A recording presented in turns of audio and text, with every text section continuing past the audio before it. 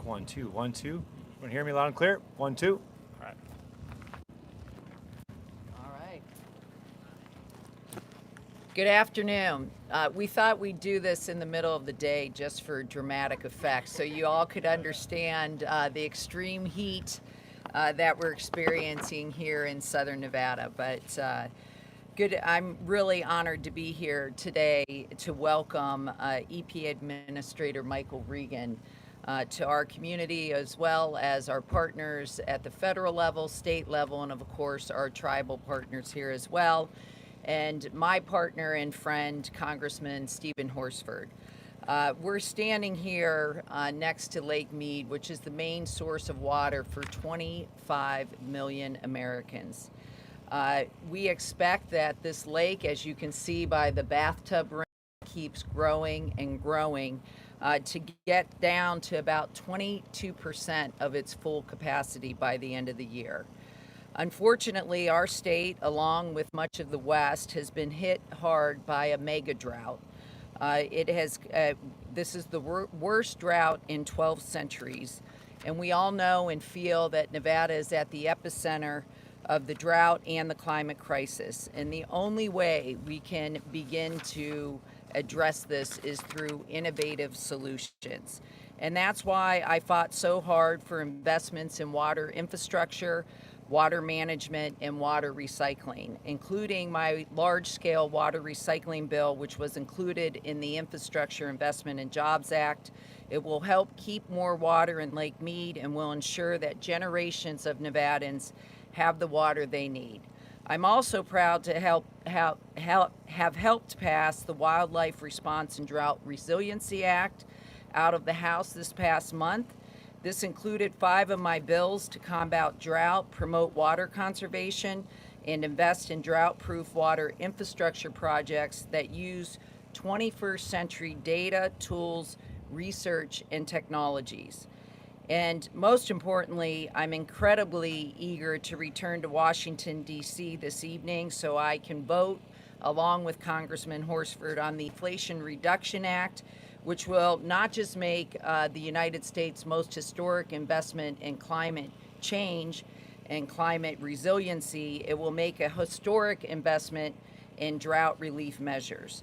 It will mitigate the harmful impact of drought by funding environmental restoration projects, funding conservation projects to increase water levels in the Colorado River.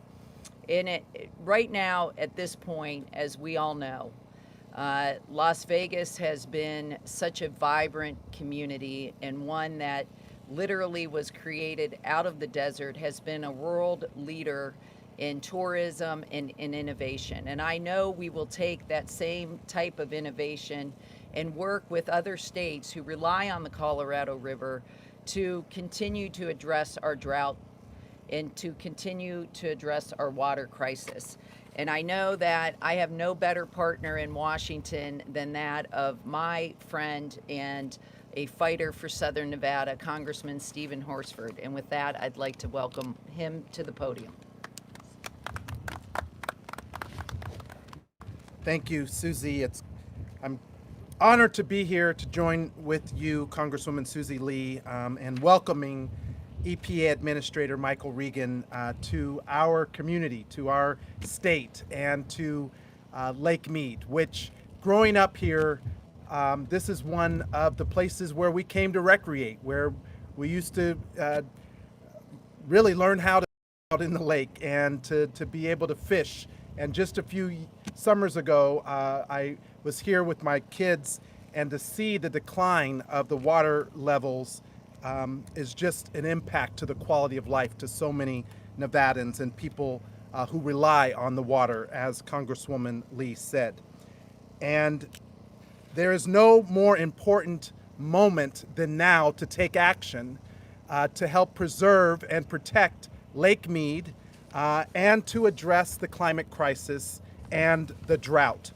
And as Congresswoman Lee said, tomorrow we will vote in the House of Representatives to pass the Inflation Reduction Act, which, in addition to lowering cost for everyday households on health care and on prescription drugs and on energy costs, it also invests $4 billion in addressing and mitigating the drought.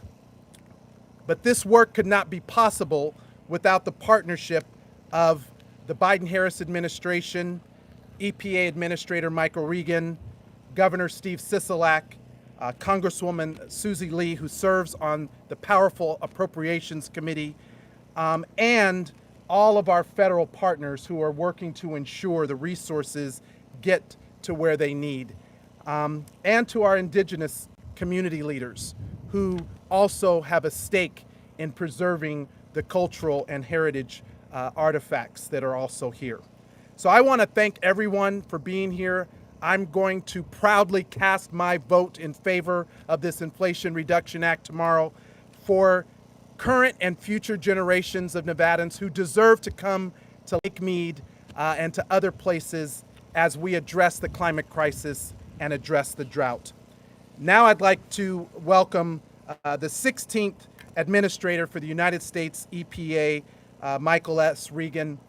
Michael, when we first invited you to come out here, I don't think we knew it was going to be the day before of such a historic vote, but it's just an indication of how important Nevada is to this administration and to the EPA that you are here today. Thank you for your leadership, not only on the climate crisis, but all the other work that you are leading on behalf of the Environmental Protection Agency. Thank you for being here, and thank you for understanding the needs of our community and helping us. Clean Air Act Authority to regulate greenhouse gas emissions from power plants, to protect communities, and to reduce pollution that is driving these climate change impacts like those we're seeing behind me. Be it heat or water scarcity, we remain focused on making sure that we are doing all that we can to help communities build resilience to the impacts of climate change. Thank you again, Congresswoman Lee. Thank you, Congressman Horsford, for your partnership in confronting this climate crisis, and together we're going to get this done. Thank you.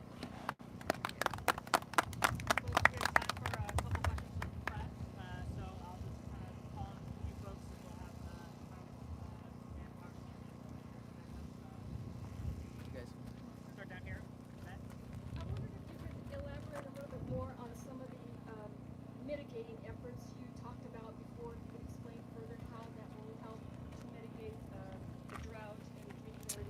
Yes, there's a couple bills that I helped pass. The first was the Open ET Act, which basically, if you can't measure it, you can't conserve it. And right now we have publicly available information from satellites, from NOAA, that we basically need a federal effort to combine all of that information into one place. I also have an Open Water Data Act. So it's really about, one, being able to measure where the water is going, how it's being either used responsibly or even wasted, and that will lead us to ways to create solutions to how we conserve it. Secondly, my large-scale water recycling act creates a grant program and it funds it to the tune of $750 million to support such projects as the project that the Southern Nevada Water Authority has been partnering with LA Metro on. LA Metro plans to construct a large-scale water recycling facility. That in tune will keep enough water for 500,000 homes in Lake Mead. So it's those types of innovative partnerships that will allow us, we have 7 states that rely on the Colorado River, and this is not just a Nevada problem, and it's one that we need to come together with all the states, not just measure, but create innovative solutions where we conserve and recycle, reuse our water.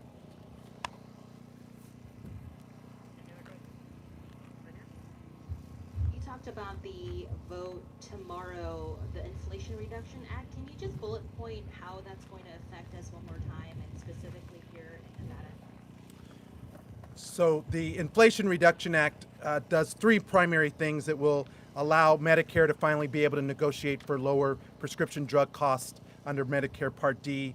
It will expand benefits under the Affordable Care Act to continue to make health care affordable, and it will help invest in lowering energy costs. Specifically, Senator Catherine Cortez Masto worked to secure $4 billion for drought relief that's included in the bill.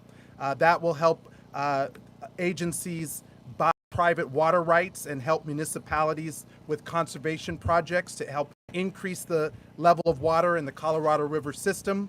It will also provide additional funding outside of grants and existing governmental resources to prioritize water conservation efforts.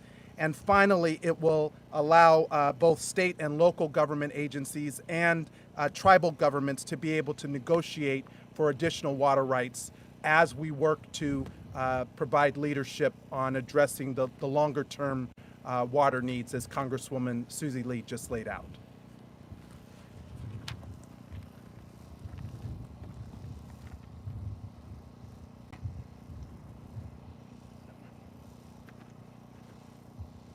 Thank you. Candace Charles from Channel 8 News. You guys have already asked residents to go about conserving water. Are there any other restrictions that would be put in place? And how are you going about policing water usage as well in Nevada? There have been at the state level and local level efforts made.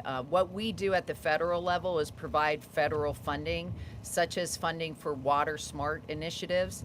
That's an initiative where we provide the water authority the funding so they can incentivize people to move from non-usable turf to more drought resilient landscaping. For instance, many people receive a rebate from the Southern Nevada Water Authority in order to put in fake turf, artificial turf in their backyards, things like that. So our role at the federal level is to provide the funding. At the state and the local is where they actually do the monitoring and the oversight on how people are reducing their water use. Thank you. And if I could just elaborate one additional point, the administrator just joined me at one of my senior center locations at Doolittle, and one of the seniors at the end came up to me and she said, "I'm low income. How do I work to get access to some of the funding to take out grass, to retrofit my house, to reduce my energy costs?" And several of the provisions that are included in the Inflation Reduction Act will help seniors like that one receive the benefits and the funding that they need, particularly those who can't afford to pay for those retrofits themselves. And I want to commend the Southern Nevada Water Authority and our local officials for the work that they have done. This issue of the drought didn't just start. They've been working on it for decades. I remember serving on a drought commission back in the early 2000s before I was ever elected to anything. So this has been a priority. I want to thank the residents of Southern Nevada and the businesses for doing their part. But as the administrator said, this is not only a Nevada problem. It impacts us disproportionately because the lake is right here, but we have to work through a coordination with the other states that receive an allocation of water from the Colorado River to ultimately get to the long-term outcomes that we need. Thank you.